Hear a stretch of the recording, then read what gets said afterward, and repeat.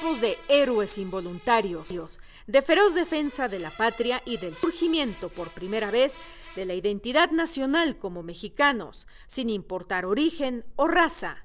Muestra de lo anterior fue el 6º Batallón de la Guardia Nacional del Estado, conformado por zacapuaxtlas, xochiapulcas y tetelenses, todos provenientes de la Sierra Norte del Estado, siendo el 6º Batallón el primer cuerpo de guerra del Ejército de Oriente que, con machete en mano, hizo frente al enemigo y el primero en rechazar su ataque. Es muy importante lo que les voy a decir porque está totalmente justificado con documentos. En la batalla del 5 de mayo participaron indígenas de la Sierra Norte de Puebla y con una injusticia del tamaño del mundo hemos dado todo el crédito a los zacapuastlas. Resulta que Zacapuastla, San Pedro Zacapuastla, estaba en manos de los conservadores en el momento de la batalla del 5 de mayo y por lo tanto no mandaron contingentes a defender el país porque eran contrarios a la causa de los liberales.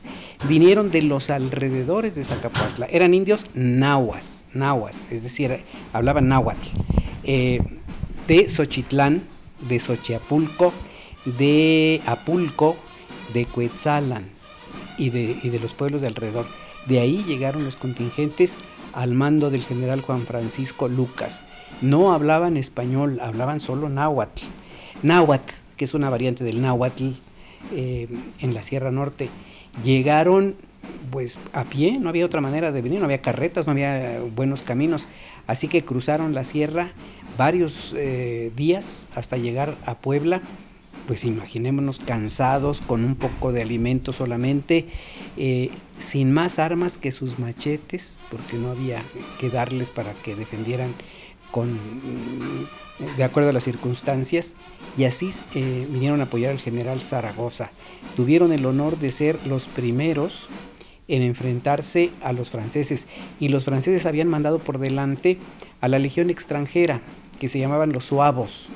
Eran de todas partes, pero sobre todo africanos, pero de muchos otros lugares.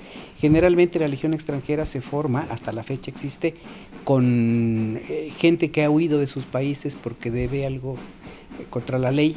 Los acoge el ejército, esta parte del ejército francés, y se olvida sus antecedentes con tal de que se incorporen a las fuerzas. Terribles, con fama de invencibles, de crueles, de que nadie se podía oponer a ellos. Así que curiosamente esta legión extranjera se enfrenta a un grupo de indígenas que no tiene más instrucción militar que agarrar el machete y cortar árboles y usarlos para el trabajo cotidiano. El enfrentamiento es terrible. Qué bueno que los indígenas no sabían hablar español, nadie les había platicado con quién se estaban enfrentando, así que eso pues no pudo doblarlos psicológicamente, eran enemigos. Les dijeron a los de calzón colorado, y contra los de calzón colorado se lanzaron y los hicieron retroceder, les infligieron la más terrible derrota en la historia militar de Francia. Fue un deshonor, un deshonor desde el punto de vista francés. Los jefes militares franceses fueron sometidos a consejo de guerra cuando regresaron a Francia, porque ¿cómo era posible que, decían en Francia, una chusma de indígenas hubiera derrotado al ejército más poderoso del mundo? Fue vital la ayuda que dio la Sierra Norte, no solo de la región en general de Zacapuastla, podríamos decir, aunque no fueran exactamente del pueblo de Zacapuastla. Insisto, de Xochiapulco, de Xochitlán, de Cuetzalan, de Apulco, pero venían también de Huauchinango y los alrededores de Huauchinango. Fue de mucha ayuda porque el ejército de línea estaba cansado, agotado, no eran suficientes para enfrentarse a los 5,000, casi 6,000 franceses que venían sobre Puebla, así que ayudaron muchísimo. Fueron decisivos en la victoria del 5 de mayo de 1862. Gracias al Tata Juan, decíamos de los tres Juanes, Juan Méndez, Tata Juan, precisamente todos estos xochiapulcas, zacapuastlas, pues eran combatientes natos que hicieron el grande apoyo, como también los lanceros de Toluca, como los de Oaxaca, que precisamente se mandaban para cerrar y combatir una zona que se encontraba un poco árida en ese momento, podríamos decir, de combatientes. Ellos con la famosa honda que le decían, es decir, tenían una estructura que también es prehispánica a base de piedras y además eran personas que aguantaban muchísimo las escarpadas, es decir, que podían subir al cerro muy rápido y que tenían una gran un adiestramiento perfecto en las manos.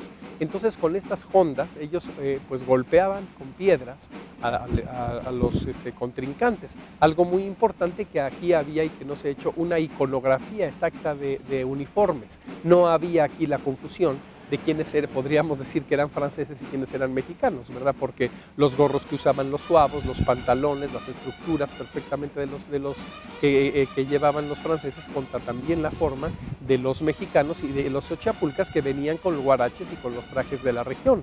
Entonces esto era importantísimo con las grandes hoces, con los machetes que estaban perfectamente temperados, que eso da precisamente después los famosos filos.